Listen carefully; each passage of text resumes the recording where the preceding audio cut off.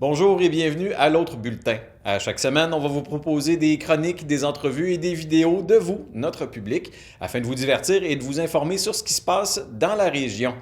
Comme la saison des vacances approche et que les plans de voyage risquent d'être chamboulés un peu, on a demandé à Michel Pépin de nous faire redécouvrir certains endroits marquants de notre belle région. À toi, Michel.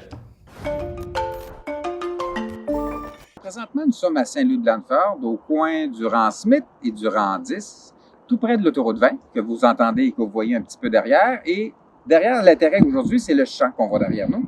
C'est le premier champ qui a été cultivé dans les régions des Bois-Francs par un agriculteur qui s'appelait Charles Héon en 1825. C'était le premier à s'installer dans la région. Victoriaville n'existait pas, Plessisville, Princeville non plus. C'était seulement des gens qui étaient les gens qui habitaient la région, disons, c'était plus la région de Bécancour. Donc, il est monté de Bécancour jusqu'ici pour s'installer avec sa famille parce que la région de Bécancour était vraiment très occupée par de nombreux cultivateurs. Donc, il voulait s'installer sur de nouvelles terres. Donc, il s'est installé ici en 1825.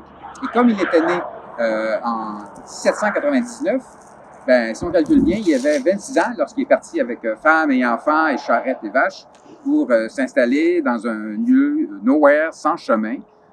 Il est remonté d'ailleurs la rivière Bécancour ici. Il est remonté en canot avec, je ne sais pas s'il a monté sa vache avec son canot, mais enfin, il est remonté en canot par la rivière Bécancour pour s'installer ici en 1825. Pour souligner ça, on a ici un monument historique qui a été monté en 1925 par la Commission des parcs et monuments historiques du Canada. Donc, vous pouvez voir, il manque le panneau historique qui a été volé l'année dernière, un panneau de bronze. Donc, évidemment, quelqu'un a eu la brillante idée de le voler.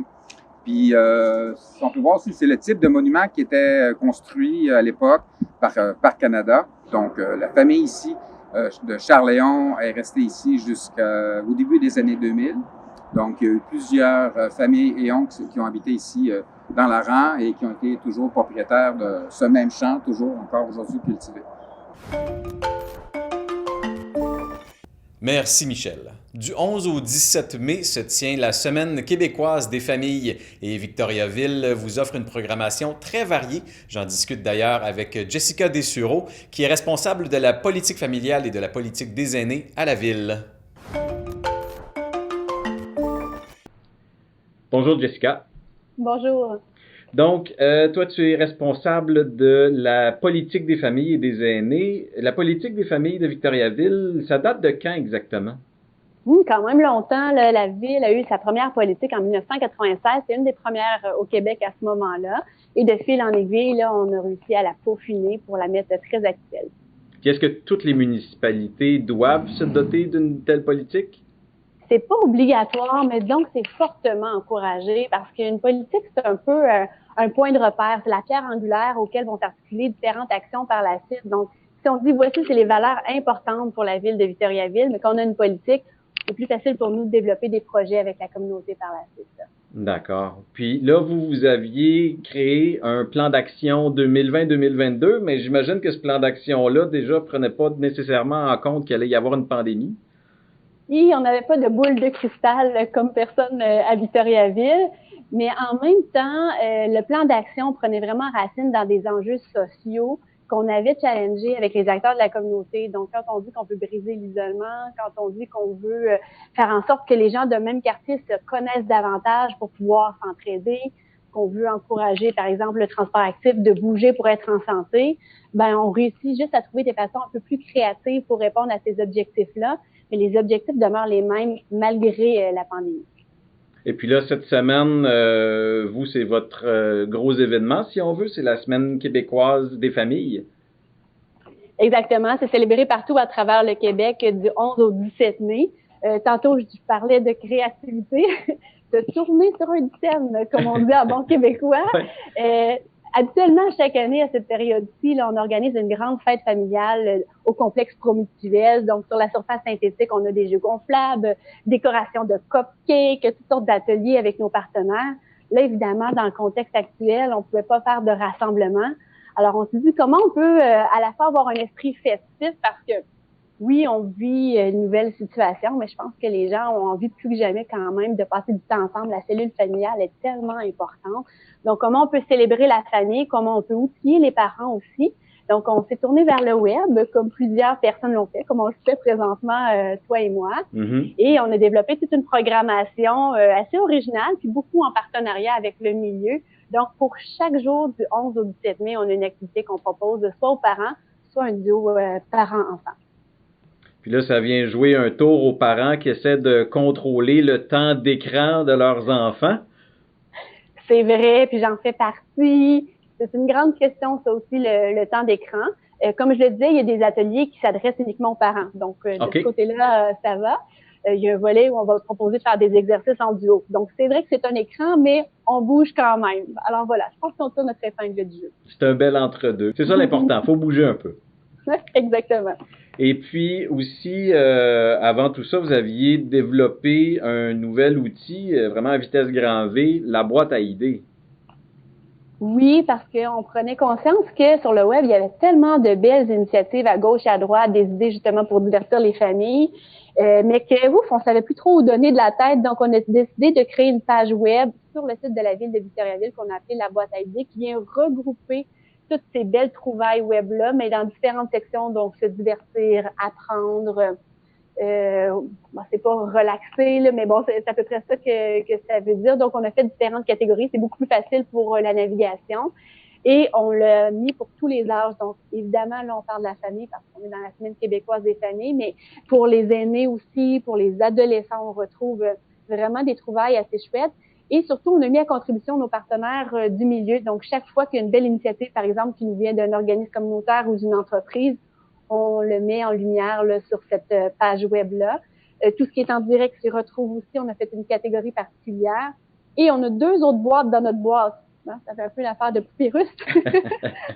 On a la boîte à bon coup parce qu'on a tellement des belles initiatives, des gestes de solidarité, de bon voisinage qui se font présentement à Victoriaville. Mm-hmm. On voulait faire un coup de chapeau à ces gens-là.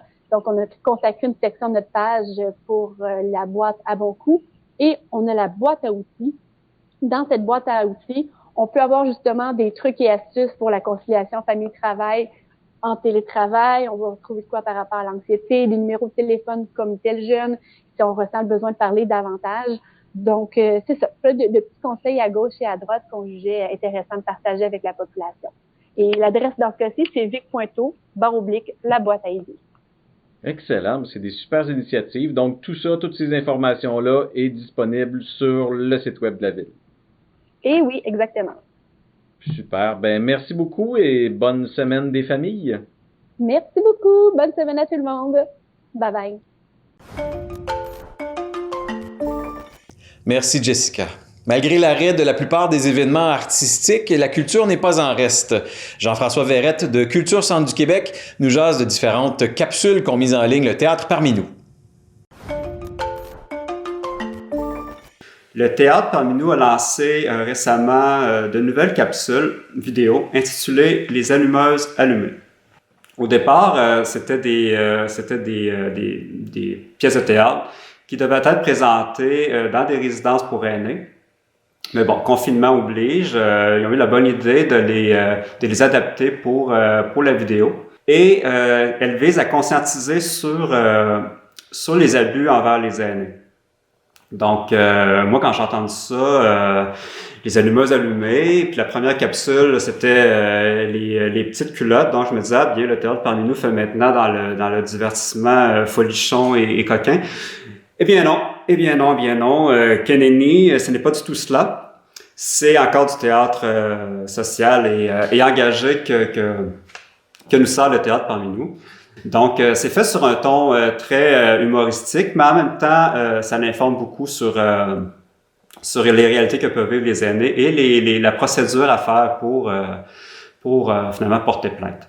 Les vidéos sont les comédiens qui jouent dans les vidéos, c'est Hélène Desperriers, France Beaulé et Jean-François Gascon qui jouent le moustachu de service, si je puis dire.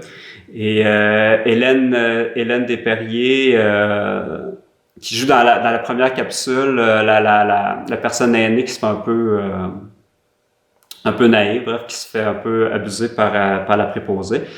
Et dans la deuxième capsule, bien c'est France Beaulieu qui joue la mère, qui est toujours prête à aider son fils. La réalisation est faite par Louise Marquis et l'auteur de la région, Maureen Martineau, a aussi collaboré au texte.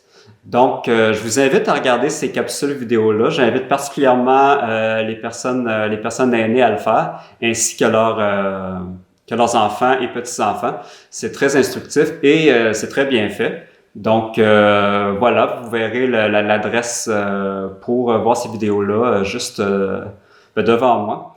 Donc, voilà, pour cette semaine, je vous conseille les capsules, les allumeuses allumées du théâtre parmi nous. Et je vous reviens prochainement avec d'autres suggestions.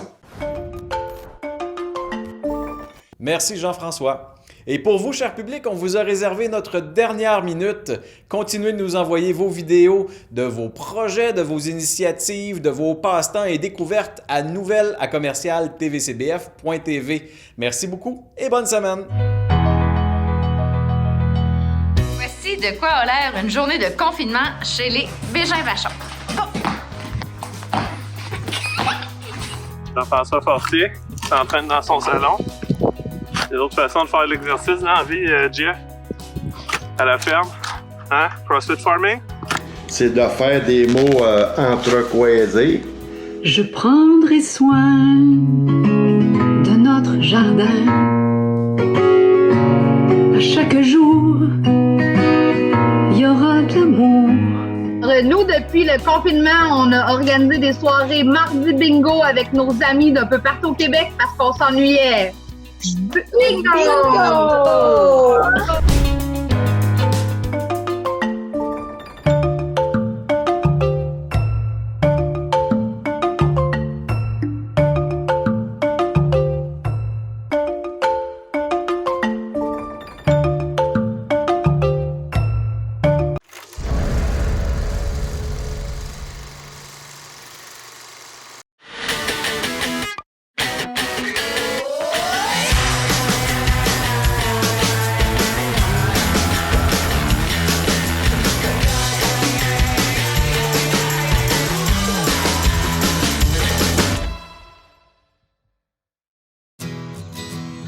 Je m'appelle Kéliane. J'aime beaucoup nager. Moi, je suis capable de nager toute seule avec mes prothèses. Les amputés de guerre m'ont donné ma jambe et mon bras de natation. J'adore mes prothèses pour aller à l'eau.